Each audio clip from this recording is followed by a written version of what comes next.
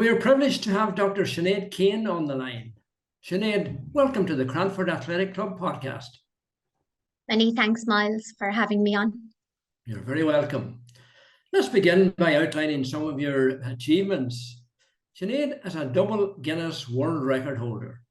In February 2018, she broke the world record for the furthest distance covered by a female on a treadmill in 12 hours. She is also the holder of a Guinness World Record for being the first blind person to complete a marathon on each of the 7 continents in 7 days. Within the space of 3 months, Sinead was awarded 2 PhD doctorates. In October 2017, she received an honorary PhD from the National University of Ireland, and in December 2017, she earned a PhD from Dublin City University. Sinead is a certified mediator, writer with the Irish Criminal Law Journal, and qualified as Ireland's first visually impaired solicitor. Sinead has overcome much adversity throughout her life and now wants to help others.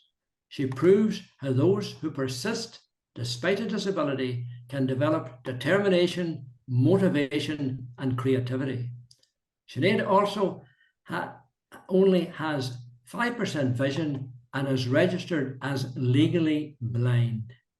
Sinead, how do you overcome your visual impairment and how has it affected your life? Well, I was born visually impaired. I just have 5% vision. I have 4 eye conditions: aniridia, coloboma, nystagmus, and glaucoma. And there's, I suppose, a misconception out there that blindness is always just about darkness. So a lot of my problem is I'm very sensitive to light. Even say if somebody's taking photographs, the flash from a photograph, I'm very sensitive to that. On a daily basis, it's like as if a car has full headlights on and it's dazzling my eyes. And so, as I say, they're just some of the things. I don't really see depth. I use a white cane in places where I'm unfamiliar. I have nystagmus, so things look a lot of the time like they're shaking, even though I know that they're not. And so I was born visually impaired, and I've just lived with it all throughout my life. It affects me because I have to regularly attend my eye doctor every 6 months. I have to put in eye drops every single night to make sure that I don't lose the little bit of vision that I have. My eyes are prone to infection, and I suppose just in everyday life, inaccessibility of information, inaccessibility of transport. So they're just some of the ways that my eyesight has affected me. Sinead, you mentioned, well, I'm mentioning the awards you have got, and also, well, I suppose as we were talking about a cross-country national championship, you started getting involved in athletics. When did that journey start? I started running in 2012 when I was 30. I was asked to do a 10K for Child Vision, National Education Centre for Blind and Visually Impaired Children. And I didn't have a clue at that time what a 10K was because I was never really involved in sport as a child. In school, nobody ever wanted to pick me to be on their team. And those who did pick me to be on their team, they always picked me last. So I was left sitting on the side on the P bench a lot of the time. So I was asked in 2012 to do a 10K for Child Vision, and I said yes. And because I don't drive due to my visual impairment, for me to judge the distance of 10K is quite difficult. So I didn't really know what I was getting myself into. And when I did my first train and run after maybe 3 kilometers, I actually nearly thought that I was at the end. And so it kind of came as a shock to me that I had a good bit more to go. So I did 8 weeks training and I set myself 2 goals. I think it's important to set yourself goals. And so my goals were to do the 10K under an hour and to raise over €2,000 for Childline. And I achieved those 2 goals. I ended up doing the 10K in 55 minutes and I achieved more than the €2,000 for child vision. So I was fairly happy. It gave me confidence doing that 10K, and really that's the start of my running journey. Can you tell us about representing Ireland and your Guinness World Records? They are just out of this world, really. Yeah, so as I say, I started running in 2012 and I did my first marathon in 2014, October 2014. And at the finish line of that marathon, I felt very fresh. I didn't even feel like I had run a marathon.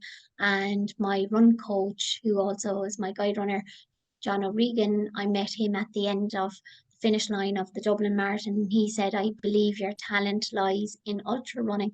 And I didn't know what ultra running really was. And he said, would you like to run a 50K? And again, I didn't really know what 50K was. And so I just agreed. And we started training in November 2014, and I did my first 50K in February 2015. And that was a stepping stone then on to leading to representing Ireland, because in February 2015 I did the 50K, and then I ended up doing a 12-hour track race that July, and they were all kind of stepping stones to this journey. And it wasn't really until 2018, after I did the World Marathon Challenge, which is 7 marathons on 7 continents within 7 days, 6 days, 9 hours to be exact. That was in 2017. It was then around 2018 that I kind of started thinking to myself, oh, I would like to represent Ireland. So I went about doing I think it was 2 or 3 24-hour races. And on the third 24-hour race, I ended up getting a PB of, in April 2019 at Crawley in the UK, I ended up getting a PB of 204.6 kilometers. So to be eligible for selection for the 24-hour women's team, the women have to get a minimum of 200 kilometers or above in a 24-hour race, and it has to be an IAU labeled race. The men have to get at least minimum 220 kilometers. So I suppose when I achieved that PB of 204.6, I was absolutely delighted, because I'm in ultra running. I'm the only person with a disability, as in using a guide runner. I always look different compared to everybody else. And I suppose sometimes that can get me down, because you don't want to always be different. Now, being different can be an asset and be a big advantage, because people look to people who are different. So it can be an advantage, but sometimes you just want to, I don't know, just not want people to constantly be looking at you and saying, oh, there's the blind girl, or there's the girl who runs with a guide runner. And I suppose I put so much hard work into trying getting a PB that sometimes it can be taken away if other people then kind of make comments like, oh, your guide runners carried you, or because I don't know, it just feels that yet it can be upsetting some of the time, because you just want to be recognized for your achievement. And I had like, running has given me lots of highs, but it has also given me lots of lows, because in that race where I got the 204, like, what got me through the night was I kept visualizing my name on the Athletics Ireland website.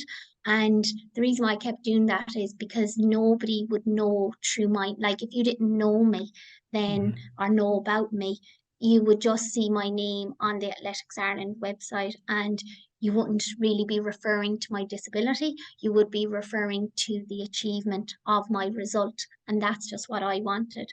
So in the July 2019, I was expecting to see my name on the Athletics Ireland website, and it wasn't there. So I questioned them as to why it wasn't there. And because I was hoping to go to the 24-hour World Championships in the October, and they just said that the IAU said that I couldn't compete because me having a guide runner was an unfair advantage to fully sighted runners. And is there any unfortunately, possibility, Sinead, they explained what they meant by having an advantage? Yeah, no, Right. because there's an IAAF rule which states that no athlete is allowed outside assistance, and my guide runner was being deemed as outside assistance. So I suppose I was reasonably trying to say to them, well, this rule, like the guide runner doesn't act as outside assistance. Even in the Paralympics, the guide runner is just the guide runner.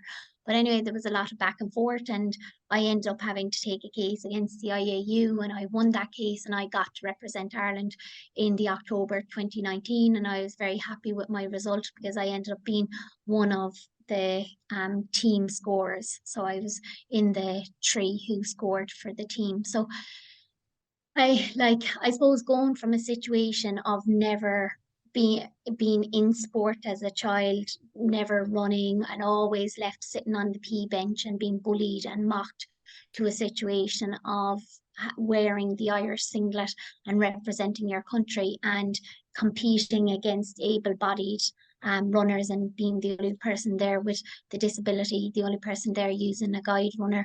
That for me was a huge achievement.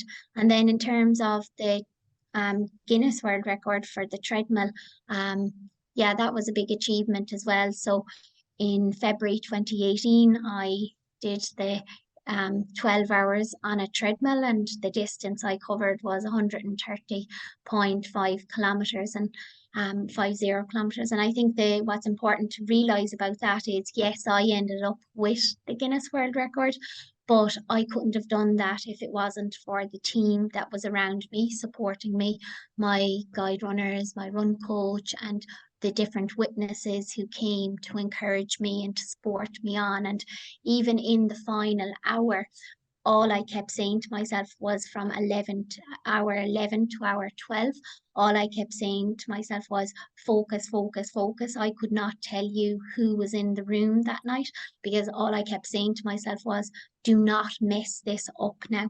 Do not be showboating. Don't be looking around to see who's around now. I probably couldn't have seen who was around anyway because of my visual impairment, but I just was so focused and in that moment, because I wasn't going to let 11 hours work go down the drain. And what I mean by that is, because if I tried to up the pace at all, and if I lost my balance and if I came off the treadmill, then I'd probably, and it just wouldn't have been good, because your feet can't be off the treadmill when the belt is moving. And even like, we strategized it so much that when I was preparing to do it, that we practiced what toilet breaks I would do.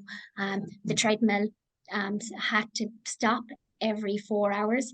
So even though it had to stop every 4 hours, the clock was still ticking. So yeah, that was difficult. But again, I was delighted to achieve that. And the other Guinness World Record I have is for, as you mentioned at the beginning, for the first blind person to run 7 marathons on 7 continents within 7 days. So I did that with my guide runner, John O'Regan. And I suppose that's again where you need to associate yourself with people who are better than you, who are more experienced than you, because I'd never been to extreme environments such as Antarctica before that. So yeah, like learning from him and learning how to handle the cold and all of that was very informative. So we started in Antarctica, was our first marathon, then it was Chile, then Miami, then Madrid, then Marrakesh, then Dubai, and then Sydney. Yeah, so that was a big challenge, but thankfully I completed it. There was 33 race competitors, and a lot of people would say, oh, how can you do that? How can you like do marathon after marathon? And I think when you're in that environment with like-minded people, it makes it so much easier. And on the World Marathon Challenge, there was 3 sportsmanship awards, $15,000, $10,000 and $5,000. And each of the athletes had to pick 3 people who were to get these sportsmanship awards. I ended up getting the $10,000, and I donated that then to the Irish Guide Dogs, because that's a charity very close to my heart. You have achieved so much, particularly in the running field that we've been talking about. What qualities have helped you to succeed? I think the qualities would be hard work, consistency and having focus and being maybe resilient. Not every day is going to be a good day. So I suppose learning from that and giving yourself space to go through that emotion. But then the following day, then going out, trying again, because you can stay stuck in that emotion and be saying, oh, well, why isn't everything working out? Or what if? And at the end of the day, that doesn't bring you closer to your goal. So for me, it's about hard work, consistency, and just being resilient, not staying stuck in negativity. You're a renowned keynote speaker. Can you tell us about your job as a speaker briefly? Yeah, so I talk nationally and internationally and talk to different businesses, sports clubs, schools, and I mainly talk about diversity and inclusion. I'm passionate about disability rights and I'm passionate about diversity and inclusion. So they're the main topics that I would talk about. I would also talk about resilience, mindset, and teamwork. And I just talk about being an advocate and policies that I've changed nationally and internationally. Sinead, you have achieved much in your life so far. What's your next goal? Well, currently I was meant to be in the Sahara Desert, doing a 250-kilometer race over 7 days. Unfortunately, that hasn't worked out. And again, this comes back to being resilient. At first, I was very disappointed about it, and that's only natural because if you aren't disappointed, then it wouldn't have meant anything to you. So I realized that, but then maybe the next day I started planning other goals. So now I'm due to go to the Sahara in February, and that's going to be 130 kilometers over 4 days. So that's one of my goals. And another one of my goals is I'd like to try and get down my marathon time and be in the mix for eligibility for selection for the Paralympic marathon. And how long, Sinead, do you intend continuing to run? Um, well, I had decided last year that I was going to maybe stop running this year. Because I suppose I had the goal that I would like to get to the Paralympic marathon, and then once I achieved that, then that I would stop.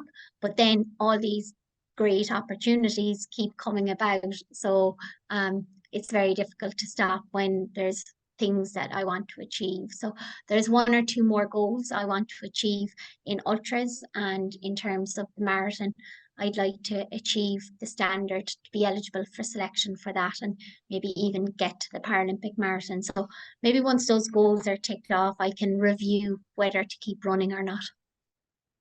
Well, Sinead, we're reasonably happy that you didn't make it to the Sahara for the simple reason that you're speaking to us now. And but look, you're a fantastic person. You have achieved fantastic things already, and we wish you the best of luck in the future. Thanks very much for having me on. And if I could give any bit of advice to anybody out there, it would be an advocate for yourself and use your voice wisely. Thank you very much indeed, Sinead Kane. Thank you. Thank you for having me on. Thank you. If you would like to speak with Sinead Kane, you can contact her by going to her website, sineadkane.ie.